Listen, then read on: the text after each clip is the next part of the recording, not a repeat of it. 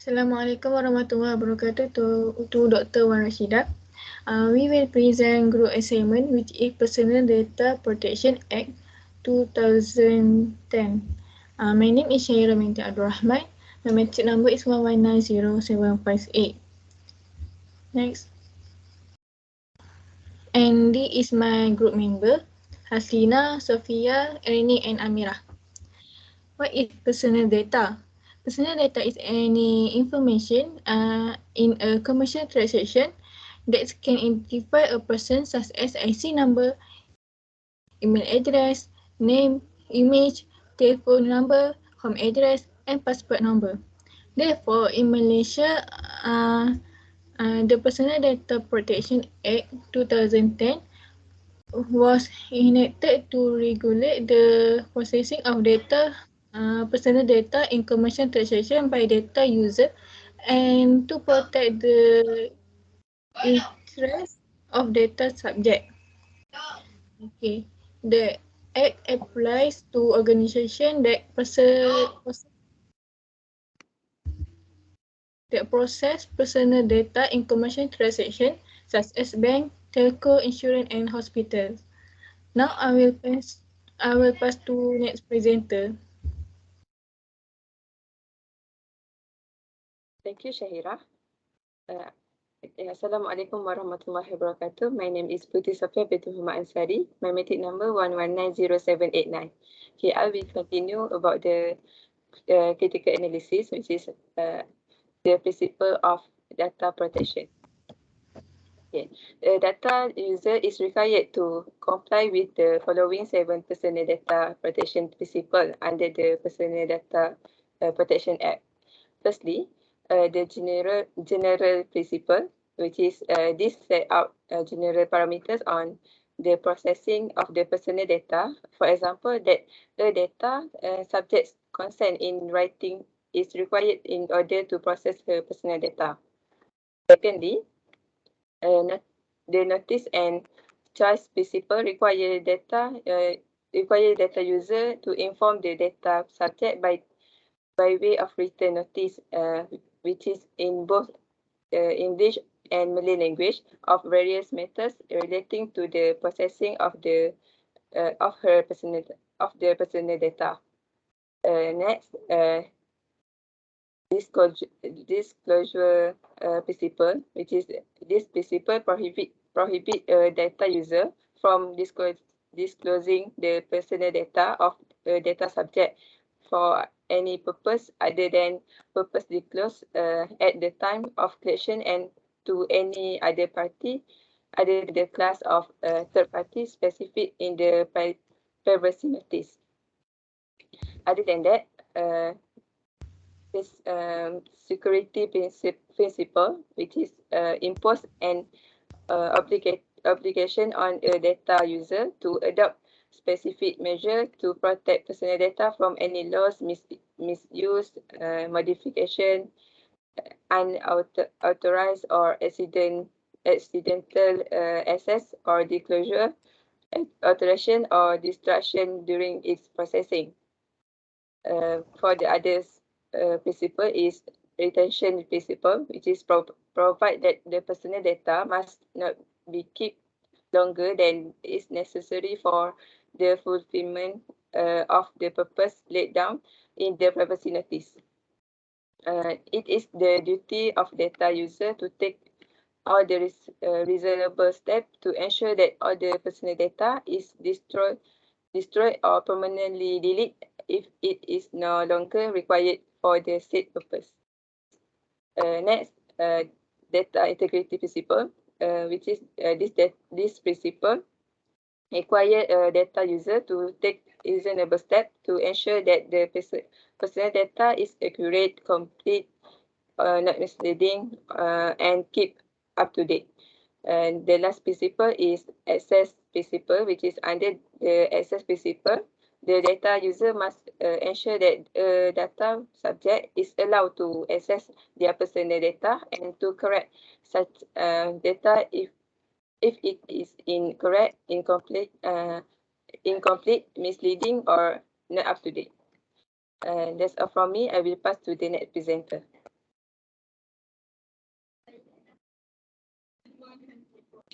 Okay, thank you, Sophia. My name is Nur Amira binti Muhammad Shukri. My matric number 119293. Okay, next we move to the rights of data subject. Firstly, the privacy notice. From the Act, Personal Data Protection Act 2010, section number 33, explain that it is important to protect every data users and the privacy of customer or anyone.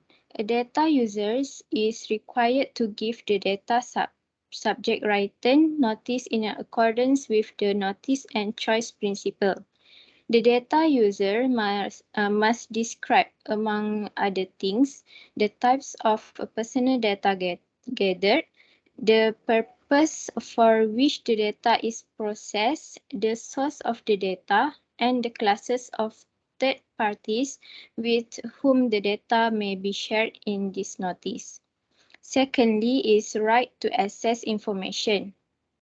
From the Personal Data Protection Act 2010, Section 30, explained that in order to protect the privacy of customer and everyone, data subjects have the right to access their personal information in accordance with the access principle.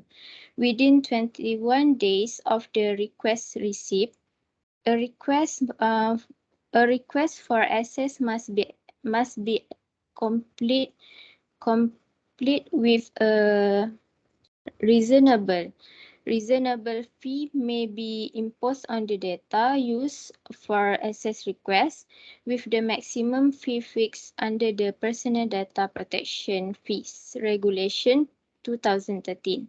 Besides that, the data subject also have the right to have inaccurate information about them fixed under the access principle. For the number 3, right to data to be forgotten.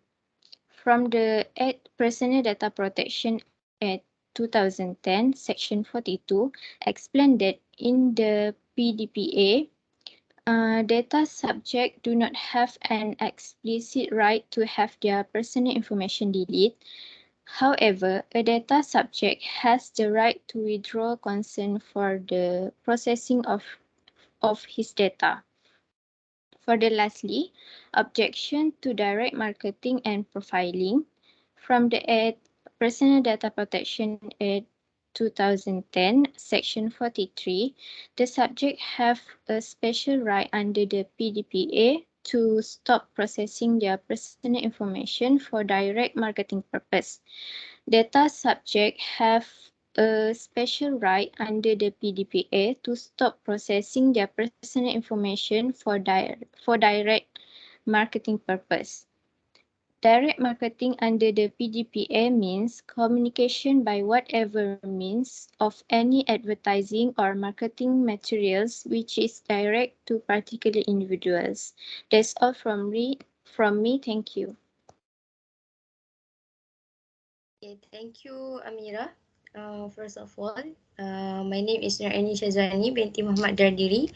My matrix number 1190792.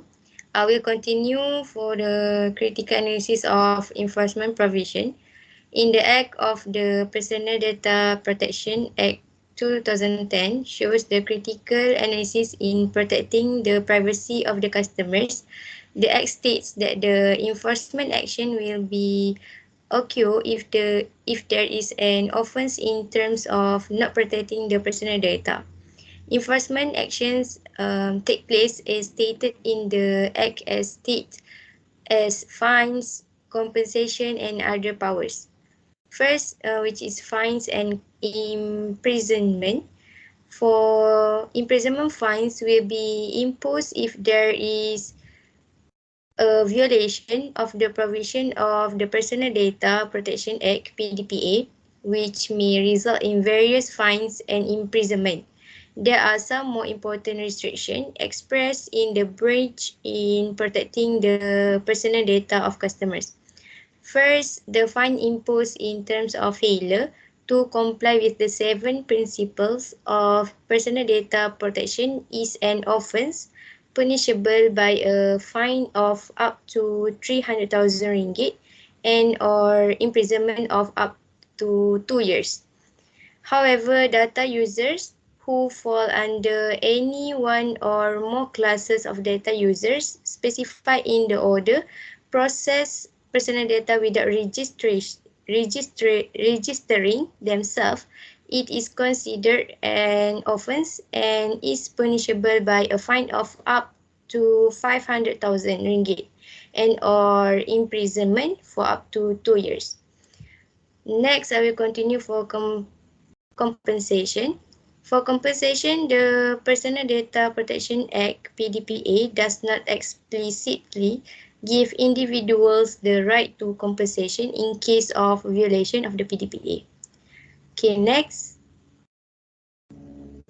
For the last, it is other powers. For other powers, state that the Personal Data Protection Commissioner has broad enforcement powers, including the power to do all things necessary or expedient for or in connection with the performance of his functions under the Personal Data Protection Act. Among the enforcement powers conferred on the PDP Commissioner and officers authorized under the PDPA include the power to search and seize with or without a warrant, give access to computerized data, requires the production of computers, books, accounts, and others, and next require the presence of persons acquainted with a case. Next is examine a person who know of a case, confiscate computers, books, accounts, and other. And for the last, arrest without warrant any person reasonably believed to have committed or attempted to commit an offence under the Personal Data Protection Act (PDPA). Okay, thank you. That's all from me. Thank you, Shazwani. Now let's move to the proposed improvement of Personal Data Protection Act 2010. Before that, let me introduce myself. My name is Nur Haslina Atira binti Mat Zahir, administrative number 1190781. So in this slide, there I have 4 suggestions to improve the Personal Data Protection Act 2010. Firstly, we need to reduce the impact on the life cycle management process of a person's personal data, such as collection, use, storage, and destruction must be minimized in every aspect.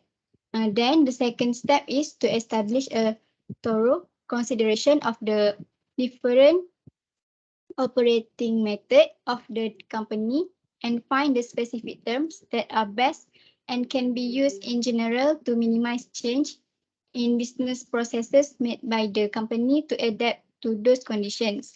Furthermore, another step to address the problems of the act is that it can be created by adding the right to enforce civil action by data users to obtain damage and compensation in case of privacy breach or scammer. Currently, there is no other remedy for data subjects who are aggrieved for non-compliant with PDPA 2010 other than making a complaint to the commissioner.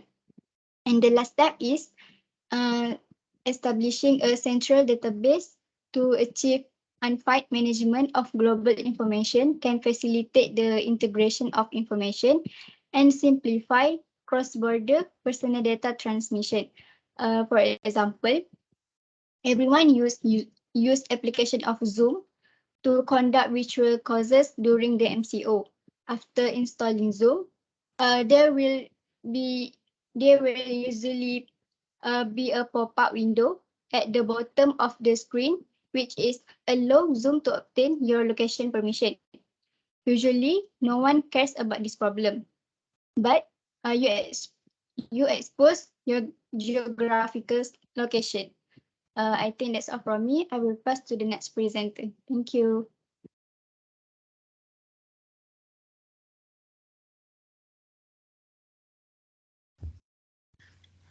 In conclusion, this Act protects the importance of personal data to prevent and deter any misuse of personal data in the possession of data users. This Act also the government guide in ensuring that the right of the people are always protected. Complying with this Act will have an effective impact on customer as well as the commercial industry. The Act can increase customer trust in commercial transactions in business activities such as insurance, banking, service and sales. That's all from us. Thank you.